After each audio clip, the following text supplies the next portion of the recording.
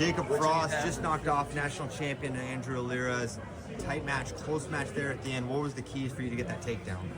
I knew as soon as I hit the leg, I had to keep everything tight and be super disciplined because he's obviously really scrappy in there, and he's really tough to finish on. So I knew if I hit my checkpoints of keep my head tight, keep my hands tight, I was going to be in a good spot. But yeah, he's really hard to finish on. So did you wrestle him at Big 12s? I think I lost that match 8-2.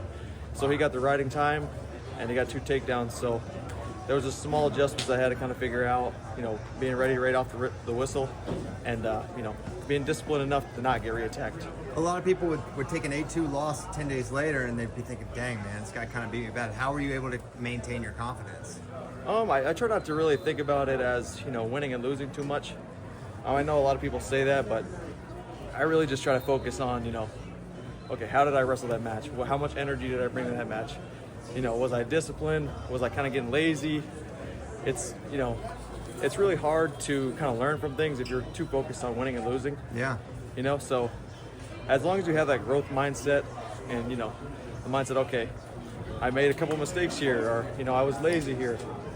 That's what kind of can propel you forward to make little adjustments like that in that match, obviously, and just any match. There was a period of time you didn't know that you would get this opportunity. Yeah. Iowa State room is really, really deep. How were you able to keep yourself so ready when your name was called? You weren't just ready to step in and be a fill-in. You were ready to be an All-American and national champion contender. Yeah, it's kind of hard to say. I came to college, with specific goals in mind. I didn't really, have too much of an idea, obviously, what it would take. Right. But, I had some goals in mind, and, my mom really kind of instilled this, it doesn't matter if you're back, the backup, doesn't matter if you're redshirting, it doesn't matter, what's happening, right? Yeah. How many guys are ahead of you? Just keep coming to practice, keep getting better. And yeah, she would always tell us, some days I would go in there and I'd say, okay, I got my butt whooped today. And she'd say, it's okay, it's all part of the plan. As long as you keep going, coming back the next day and keeping your mind level. You don't want to get too high and get too low on certain things, Yeah. So that's what I would say right there. Great advice from Mom.